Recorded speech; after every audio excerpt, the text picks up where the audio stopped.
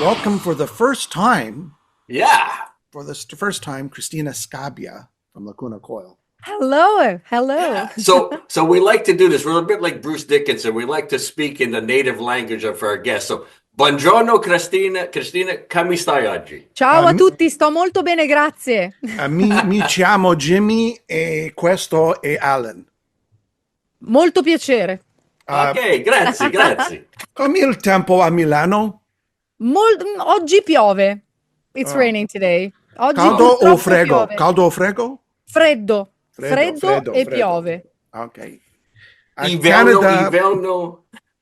Inverno, sì, macchina no marcia. Non parte, la macchina non Non parte parte. perché fa freddo. Okay, that's the extent of what we're able to do. Fa molto freddo in Canada. Is that it? In Canada. Sì, freddo. Freddo. Fa molto freddo in Canada. Yeah. Sì. So Mucho you're much freddo. Is that luckier what than you we say? are. All right. Good news. We've gotten the Italian out of the system. All right. Yeah, I'm not going to complain anymore about. He was married to an Italian. weather I'm married here. to an Italian. So that's good. That's why. That's why. All right. Because I was like, whoa, I'm surprised. What the hell's going on here? Yeah. All right. Sleepless Empire, going to be released February 14th, 2025. Yes. The new album by Lacuna Coil, the 10th studio album by Lacuna Coil. So Valentine's Day, this is coming out. Yeah. So this is a Valentine for the blank. You fill in the blank. Who is this album a Valentine for? For metalheads, for sure, because I mean, a new record is coming out, and also for the heartbroken ones, because we kept a special song to be released at the day of the record as a video, which is "I Wish You Were Dead," and we want to put it out in that particular day. I mean, I can't spoil it because I mean the song is not heard yet, but we decided to wait up until Valentine's Day for a reason. I was going to ask you about that. Who the hell are you talking about? Jimmy and I had the same reaction. We were listening to the album and we're like, wait a minute. Who is this? Is this Lacuna Coil? This is a much darker album. I find it a darker album than what you've done in the past. So coming out of the pandemic, how did that affect the writing for this album? I think that it affected it in the not strictly the pandemic, but during the pandemic or coming out of the pandemic, we wrote Comalize XX, which was basically the remake of our classic record Comalize, and probably the fact that we look back in the past, it was like opening like an old closet and just like, oh wow, but the clothes that we're wearing back then were so cool, let's try them on to see if they fit still. And they were still fitting. So in this record, we're basically combining outfits, wearing new stuff combined with the stuff that we did in the past. And it's probably a very balanced record that brings stuff from the past, but it's very present and future orientated. And it's a weird mixture that brings more heavy stuff because that's what we like. Instead of going softer, we're going the other way because that's what we like for personal taste. And I think it's working really well. I mean, the songs that we put out are having a great feedback, and we're happy. So how do you go about this? Like over the years, you've had death metal vocals, then you have the clean vocals on, not from you, that is, right? But is this a conscious thing? Do you get Andrea Ferro? Andrea. Andy. I'm not gotta say it in pronouncing Italian. it right. I'm not pronouncing You're it. Greek. Jimmy's Greek, so he doesn't have that. Andrea. Andrea, you have to do this as you have to call do him, this. or it doesn't work. With the Does he go, okay, oh yeah, I'm going to do some death metal vocals here, or I'm going to do clean here, or is it just, how do you guys work on Well, that part? there are some parts that are calling your voices. I mean, Andrea has a very strong, a very powerful voice that makes sense in the aggressive parts and the heaviest parts of the songs. My voice is more angelic, epic, melodic in a way. So obviously it helps more to open up some parts and make them even more dreamy or atmospheric. We don't sit down and share vocal parts, getting jealous about, oh, you sung, 3 choruses and I sung 4 verses. We don't care. It's the song calling for your voice. And if you look at it, the voices are instruments that you can add to every composition. So it's like in every song there are guitars, there are bass, and voice is just another instrument. So if I sing or he sings, it doesn't really matter as long as it enhanced and enriches the song in the proper way. Okay. So, 4 decades? Did I read that right? Lacuna Coil's been around for 4 decades. Oh, I'm Not feeling four. old. Yeah, 3. just like, oh, That's it. You four. started when you were 2. Yeah. No, we met in 93. I met Maki and Andrea in 93. That's when we started to talk about creating a band. But officially, the first work came out in 98, the first EP Okay. in 98. Okay. Yeah. And All we right. signed the deal with Century Media, I think, in 97. So we're getting close to 30 30 years. something. Yeah. Yeah. Yeah. Yeah. In So Yeah. like you said earlier, walking that fine line of your historic sound, what you've done in the past, but always staying contemporary. How do you manage that? Like, it's almost as if you guys forget the past. Let's just keep moving forward, and we'll change. The music will dictate where we Uh, go.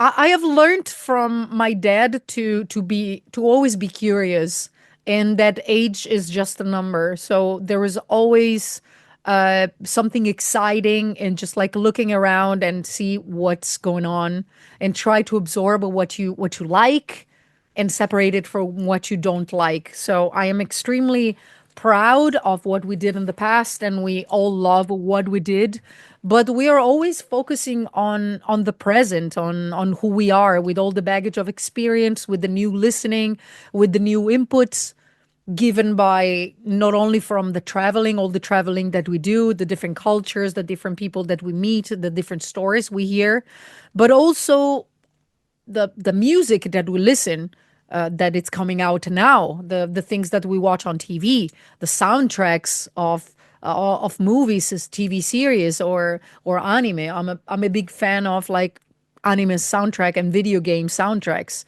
So everything can be an influence in a way, even if you don't realize it. Everything can be an inspiration, and I think this helps you.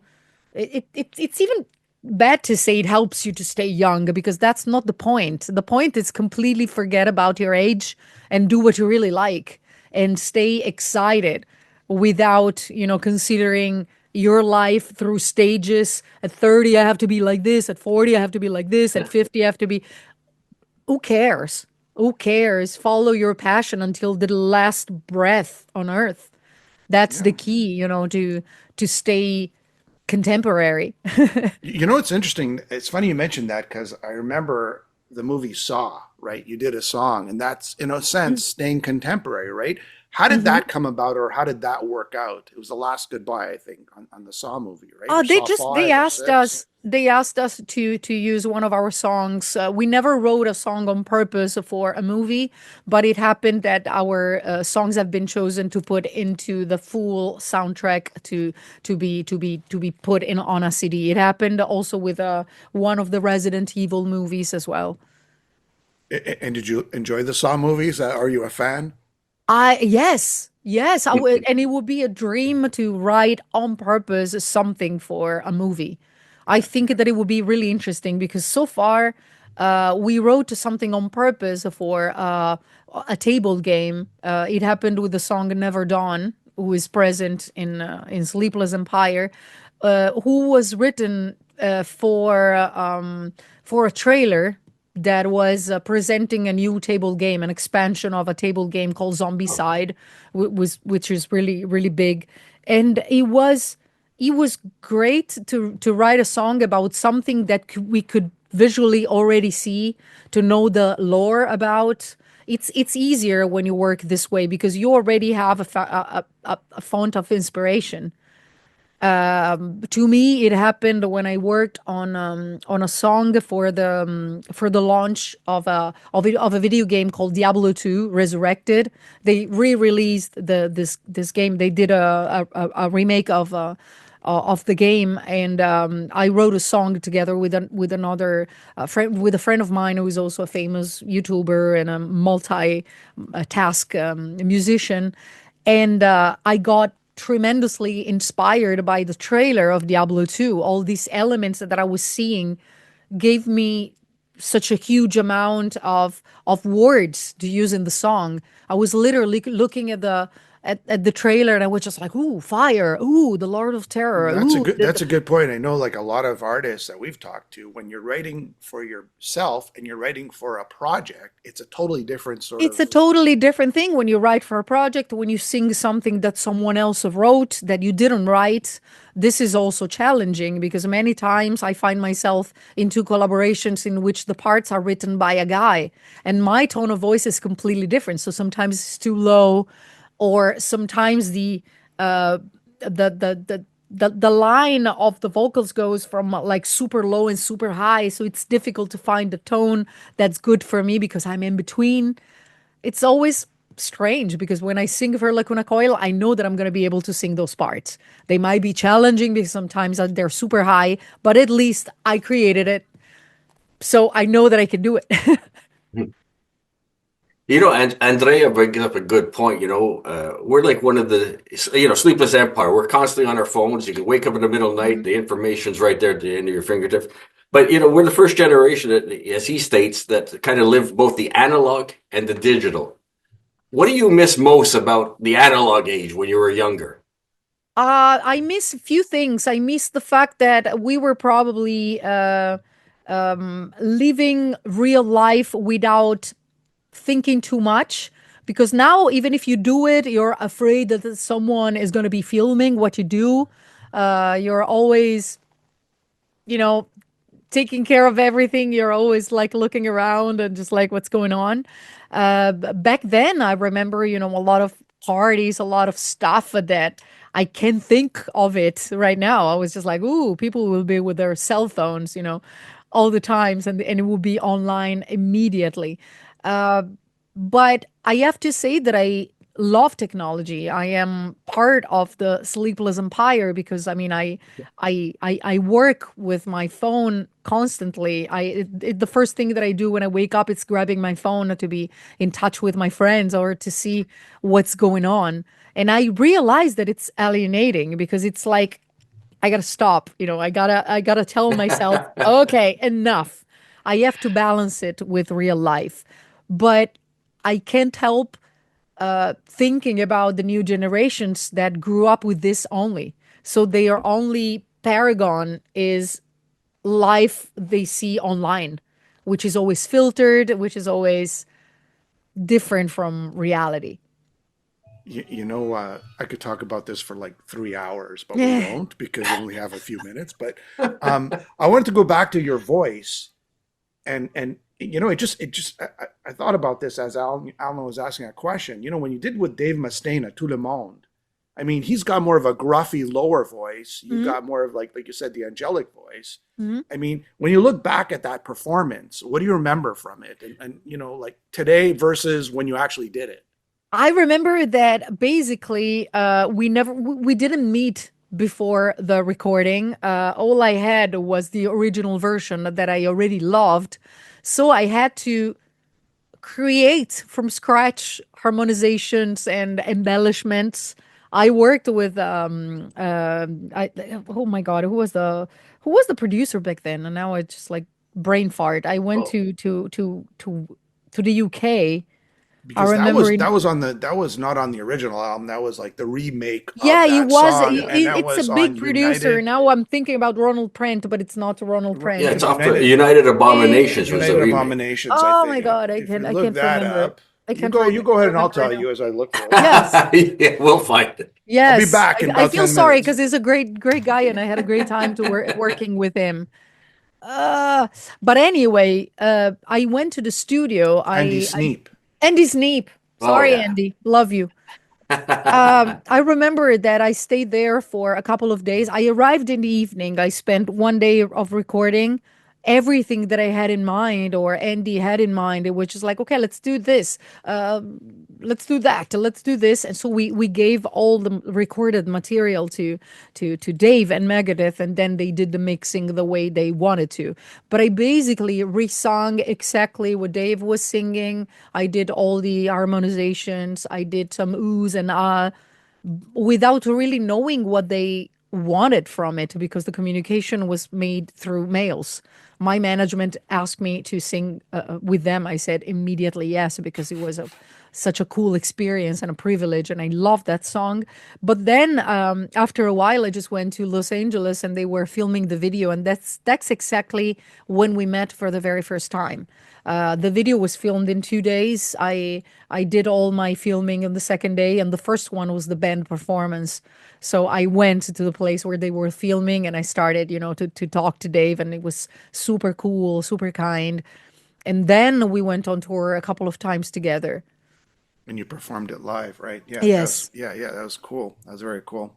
It was like the Mockingjay. Is that what the that was the video feel, right? Some sort of Yeah. desolate land Yeah, and some it was wasteland. so crazy, especially because, I didn't know what to expect, because that, many people have different ideas of Dave. So I was just like, oh my God, I was also almost afraid to meet him. And he was a sweetheart, super gentle. He was, leaving, he gave us, I remember the first day on tour with him, he left a bottle of champagne with Oh, with a note. Thank you for being on tour with us. It was super, super nice. We asked him to take a picture with all the band, and he was happy to do it. I remember that he only got pissed with me once, because I remember that he threw a party after one of the gig. It was just like, okay, let's organize. I think it was a margarita party, something like this, for all the group of all the tour, all the bands. They just wanted, to create an event that would bring us all together. And I remember that there was, metal music blasting, but after a while, I got tired, because I love metal music, but to me, party music, it's other type of music sometimes. So I was just like, okay, let's change a little bit. Let's put, I don't know, from music from the 70s, and or some disco music. And it just looked at me like, so pissed. I thought you were Stop going to say he threw a fighting. guitar at you, but okay. You did Well, not he get the he memo. didn't. He didn't, but he gave me one of his guitars to thank Wow. me Oh, wow. Oh, for okay, Wow. for that's for nice. singing a song with him. I remember that he came with two guitars. One was the Angel of Death, and the other one was a guitar with all artwork of the World Abomination, and he asked me to choose. And I was just like, ugh, I am in one album, but the other one is The Angel of Death. And I was looking so close. I was just like, I will go for this. And he was like, yeah, but it's not really working. You have to set it up, because, I mean, there was something wrong. But I was like, I don't mind. I will never sell it. I will never touch it. It will be there in my house forever. Great, amazing So story. what's your feeling on AI and creativity? We're all wondering where AI is gonna lead us. What are your thoughts on that? I am still trying to make friends with it, because it scares me very much. I am afraid for many illustrators, many artists that are losing their jobs, because it's somehow easier to recreate something with AI. But it makes me sad, because AI is taking ideas from people who actually did real artworks, Yeah, handmade artworks, to combine them, to mix them, and recreate something. I tried, out of curiosity, to ask for a full lyric of Lacuna Coil to ChatGPT, and it was ridiculous. I checked it, and I was just like, ugh. Luckily, I mean, it's not representing. I didn't see myself. I didn't see Andrea in those lyrics. So I was just like, maybe it's not ready yet. Uh, we'll see in the future. Hopefully not. I think that the human mistake will be that thing that will make everything more pleasant, especially in music, because it creates that thing that you can really think of, because it just happens. that's such a And great AI, point. it's not programmed to do something like, oops, I did a mistake and this came out and it Oh no, sounds wait a bad. second. AI does lots of mistakes, but Yes, the wrong those types of mistakes. those are fun when I see videos that are clearly AI and they're mixing images and it's like, what the fuck is going on? They are making me laugh, and I would appreciate it if it was just for that.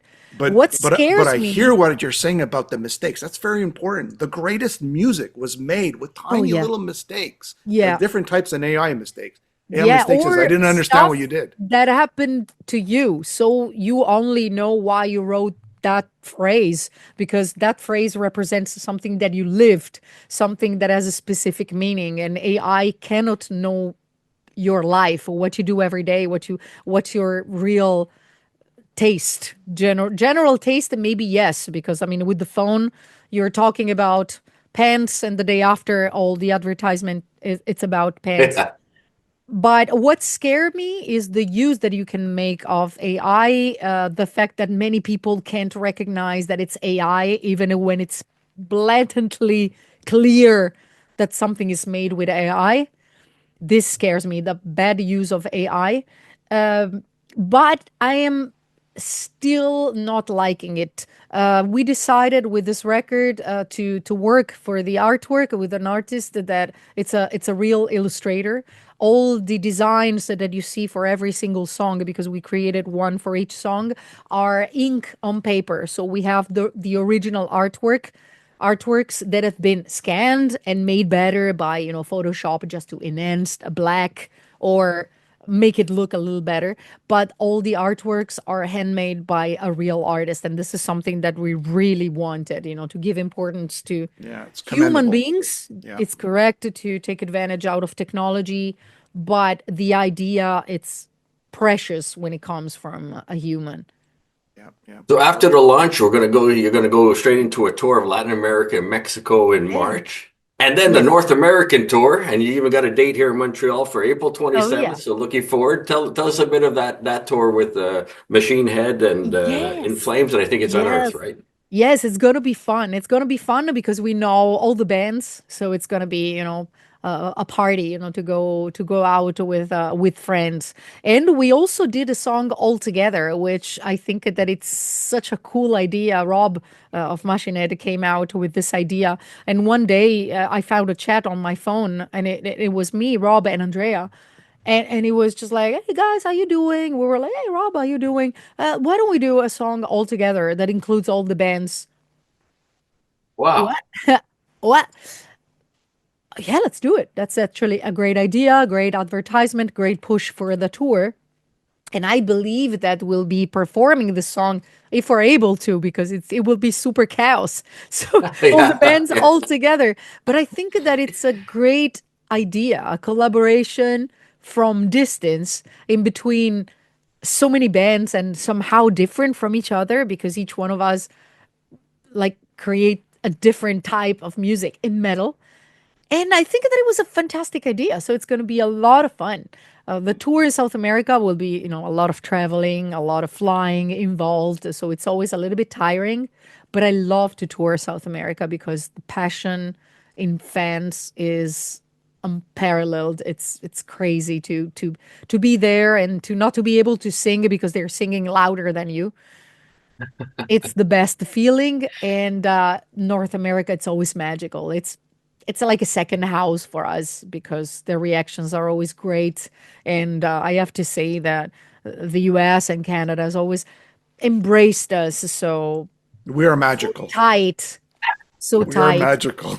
It's true. It's true. It's true. And I there is agree, such a especially in big Montreal. Especially in Montreal. culture for rock and metal music, which is something that I miss dearly in Italy because there is not the same attention, the same love for it.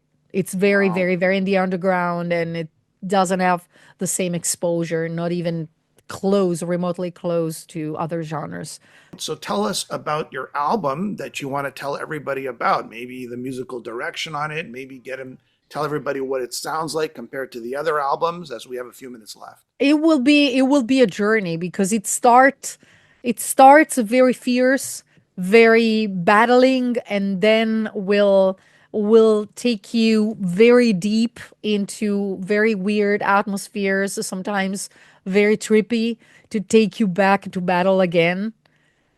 But in the Mhm. end, it will leave you with a sense of victory and overcoming the darker moments, Okay, that's and very good. it will be like a movie. You will have to listen to it from beginning to the end, and I can't wait to hear people's favorites. I know that everyone will have a different opinion and will tell me like, I love this song because of this, or I love this song because it talks about this, which is always very intriguing because we know why we wrote that song, but it's always cool to leave the lyrics very open to hear how the listener can interpret something or make a song theirs.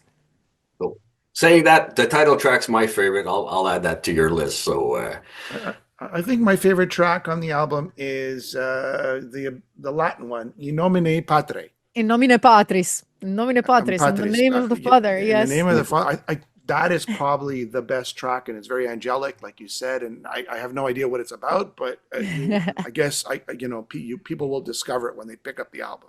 Yes. And I Yes. appreciate that. Thank you. Sleepless Empire going to be released February 14th. Century Media. Century Media, and Lacuna Coil, Cristina Scabbia. Thank you so much for being a guest. And You are Grazie welcome. Let's molto. celebrate Valentine's Day together. It's a date with us. that's right. Grazie molto. And the Grazie. person that you wish that is Grazie a dead. voi, è stato un piacere. Bene. Grazia, I wish you were dead. Celebrate that on Valentine's Day. Yes. There you go. Have yourself a great Thank day. you very much. Great having Thank you guys. Bye bye. Ciao. Bye bye.